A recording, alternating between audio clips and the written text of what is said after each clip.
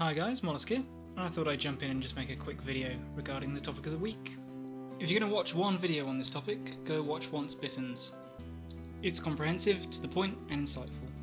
If you're one of the 12 extremely intelligent and attractive people who regularly watch my talking videos, this is something I've kind of wanted to do for a while now, and I'm basically going to use the opportunity to explain how and why I do this, so that you can have an idea about what to expect from the future of the channel. Okay, let's do this. So I'm going to start with how I do the videos, and I'm going to do this on the off chance that someone is interested in doing their own, and under the assumption that no one really cares, so I'll do it quick. I take my pictures of my battles on my phone. It's quick and convenient, and the quality is crap. In a few months, when I can justify spending more money on the hobby, I'll fork out and get a better, proper camera. Until then, just hang in there. I then transfer all the pictures onto my laptop, and then dump them into Windows Movie Maker. I then use a program called Microsoft Expression Encoder 4, which is a free piece of software that lets you record your screen and record your voice at the same time. And I target the viewing window around the big picture that Windows Movie Maker gives you of the picture you've got selected, and then I just talk through clicking on slides as I go. You may notice my sound in my videos is often quite choppy, and that's because I can't speak for more than 3 seconds in a row. So what I'm doing is pausing at regular intervals so I can collect my thoughts before stumbling through the next part of the narrative. Seriously, I should have called this channel Goldfish, because I am so bad at remembering what I'm trying to say.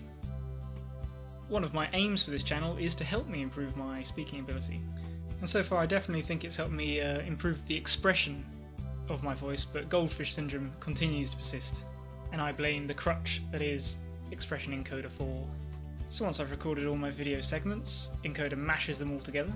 I give it a listen back through in case there are glitches, and then I encode. Once that's done, I put the whole video file back into Windows Movie Maker, add the intro, music, sound effects and subtext, and save it, and I'm done.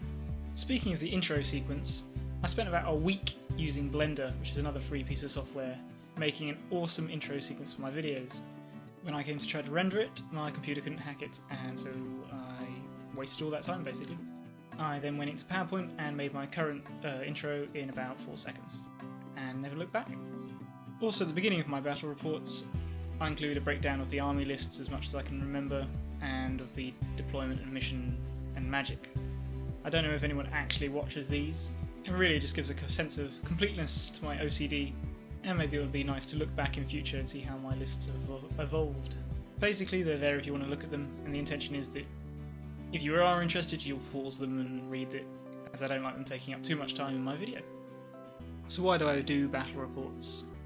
Well, I got into doing them when I was getting back into the hobby, and I had a lot of painting to do, and I like to try to use my time efficiently, so I'd put on philosophy debates or documentaries or science lectures in the background, and then I found Once Bitten's channel, and it was great to learn about the game and listen to strategies, and basically indulge my imagination in the world of the hobby.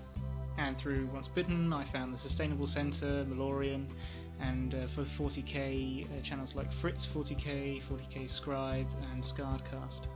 And these YouTube channels made me realise that there was a community of Warhammerers out there, and that rather than a dark secret to be ashamed of, it's just a game like any other, with a small but extremely passionate following. And it also made me think that we take the status quo in our lives too often for granted. And I realise I'm talking about Warhammer here, but just go with this.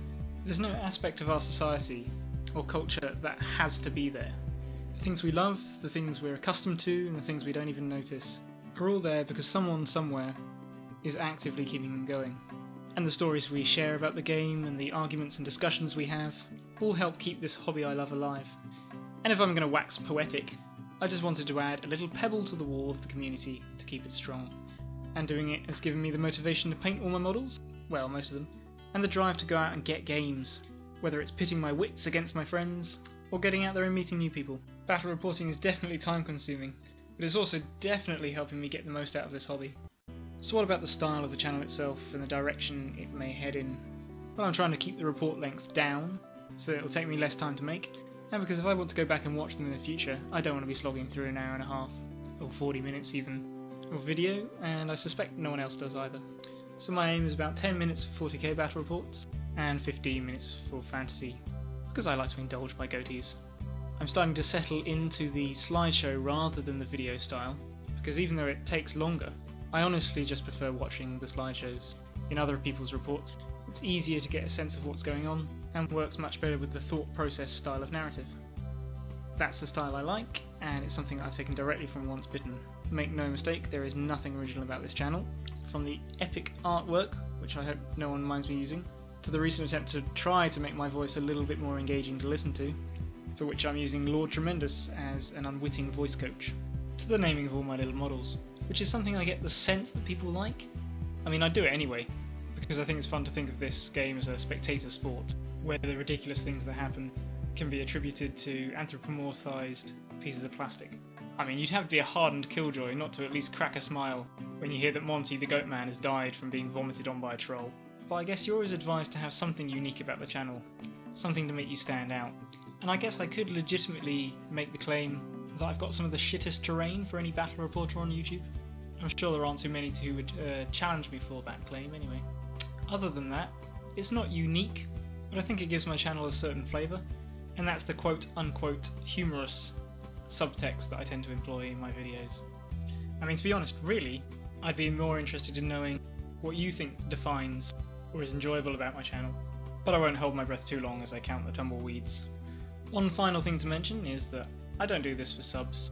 I mean, don't get me wrong, it's fantastic when I do get a subscription, and I really do appreciate it, but to be honest, I'm just happy enough with views.